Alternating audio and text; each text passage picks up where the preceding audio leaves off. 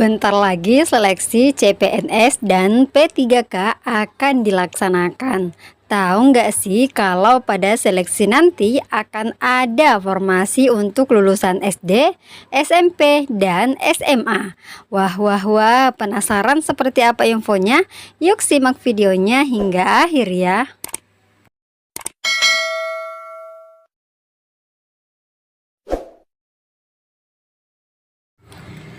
Assalamualaikum warahmatullahi wabarakatuh. Hai teman-teman semua, kembali lagi bersama saya Hidayah di channel Info Dunia ASN. Dan kali ini kita akan membahas terkait pelaksanaan seleksi CPNS dan P3K yang sebentar lagi dilaksanakan, yang mana ternyata pada seleksi CPNS dan P3K ini akan ada loh untuk lulusan SD, SMP, dan SMA. Ya, hal ini bisa kita lihat teman-teman dalam keputusan Menpan RB nomor 11 tahun 2024 tentang jabatan pelaksana aparatur sipil negara di lingkungan instansi pemerintah. Jadi kalau selama ini kita selalu mendengar untuk tendik ya, yang katanya bisa dari lulusan SD, SMP, dan SMA, nanti akan kita lihat seperti apa aturan dari atau keputusan dari Menpan RB ini. Ya, jadi banyak informasi-informasi yang beredar bahwasanya nanti pada saat seleksi CPNS dan CP3K ini akan ada penerimaan untuk lulusan SD, SMP, dan SMA. Nah, kalau begitu langsung saja nih teman-teman, kita lihat keputusan Menteri Pendayagunaan Aparatur Negara dan Reformasi Birokrasi nomor 11 tahun 2024 tentang jabatan pelaksana aparatur sipil negara di lingkungan instansi pemerintah. Nah, kita langsung ke memutuskan bahwasanya di sini untuk ke satu ya, jabatan pelaksana ini terdiri atas yang pertama adalah klerek, operator, dan teknisi. Jadi apa sih sebenarnya yang dimaksud dengan klerek atau pekerjaan klerek? Ya, jadi berdasarkan peraturan Menpan RB nomor 34 tahun 2011 bahwasanya pekerjaan klerek adalah pekerjaan pendukung pekerjaan administrasi atau kantor. Contohnya adalah jabatan fungsional pengetik, jabatan fungsional kurir, jabatan fungsional agendaris, dan lain-lain. Nah, di sini boleh dikata ya, kalau misalkan kayak di sekolah, mungkin seperti halnya apa yang dikerjakan oleh bagian tata usaha teman-teman. Nah, di sini untuk operator saya kira jelas ya teman-teman. Untuk operator di kegiatan di sekolah itu adalah bagian administrasi ya, yang mengurusi bagian administrasi sekolah. Kemudian kita lihat di sini untuk teknis ya. Di sini juga ada pada peraturan Menpan RB bahwasanya pekerjaan teknis adalah pekerjaan pendukung, pekerjaan profesional, dan pekerjaan administratif. Contoh, jabatan fungsional teknisi gigi, jabatan fungsional analisis kepegawaian tingkat terampil, dan jabatan fungsional asisten apoteker, dan lain-lain.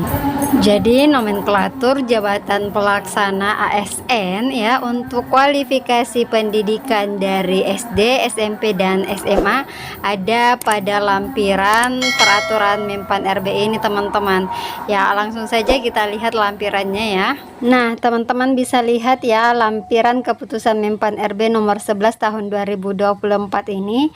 Untuk klasifikasi operator ada daftar nomenklatur jabatan pelaksana ASN di lingkungan instansi pemerintah, teman-teman. Di sini kualifikasi pendidikan minimal SD bisa kita lihat teman-teman, SD sederajat atau SLTP sederajat. Nomenklatur sebagai pengelola umum operasional. Tugas jabatan adalah melakukan kegiatan pengolahan layanan umum.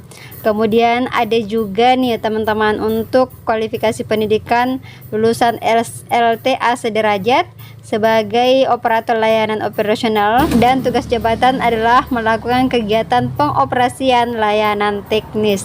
Dan ada beberapa kualifikasi pendidikan dari SD, SMP, dan SMA sederajat juga teman-teman. Dan tentunya tidak cuma satu nih teman-teman, formasi yang membutuhkan dari lulusan SD, SMP, dan SMA. Ya, banyak dari instansi-instansi lain seperti dari Kementerian Pendidikan dan Kebudayaan, Kementerian Perhubungan, dan tentunya masih banyak dari instansi-instansi yang membutuhkan kualifikasi pendidikan itu dari SD, SMP, dan SMA.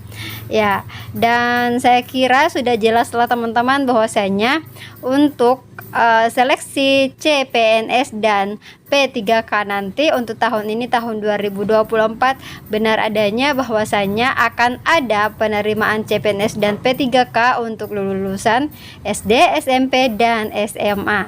Ya, insya Allah semoga teman-teman yang menantikan informasi ini, yang menantikan pendaftaran ini, semoga tahun ini bisa lulus seleksi ya teman-teman, dan semoga terakomodasi semua, terutama bagi teman-teman yang sudah berpuluh-puluh tahun mengabdikan diri di sekolah. Semoga bisa terakomodasi di tahun ini, terlebih kepada teman-teman operator, petugas kebersihan, penjaga sekolah yang sudah mengabdikan diri sudah bertahun-tahun sampai berpuluh tahun. Semoga bisa terakomodasi, bisa diangkat tahun ini pada tahun 2024 sebagai P3K. Amin ya rabbal alamin. Contoh yang lain teman-teman untuk kualifikasi pendidikan SMP sederajat ya, ada dari instansi pendidikan kebudayaan riset dan teknologi atau dari Kemendikbud teman-teman. Nomenklaturnya adalah sebagai juru pelihara cagar budaya dan ada juga sebagai juru pugar cagar budaya. Jadi kalau teman-teman apa itu nomenklatur? Nomenklatur itu adalah sebutan yang bersifat ringkas untuk mengidentifikasi suatu jabatan. Jadi perumusan nama jabatan berdasarkan pada tindak kerja, bahan kerja, perangkat kerja, dan hasil kerja. Jadi nomenklatur itu seperti jabatan teman-teman. Kalau lulusan S1 ngajarnya di sekolah biasa disebut jabatannya disebut sebagai ahli pertama guru apa, seperti itu. Nah, kalau lulusan SMP maka jabatan atau nomenklaturnya adalah sebagai juru pelihara cagar budaya. Oke deh teman-teman, jadi kita menantikan saja informasi berikutnya seperti apa. Kita menunggu regulasi seperti apa untuk seleksi CPNS dan P3K untuk tahun 2024 ini. Sekiranya informasi kali ini cukup ya teman-teman, semoga bermanfaat, dan kita menantikan pendaftaran atau penerimaan seleksi P3K PNS untuk tahun 2024.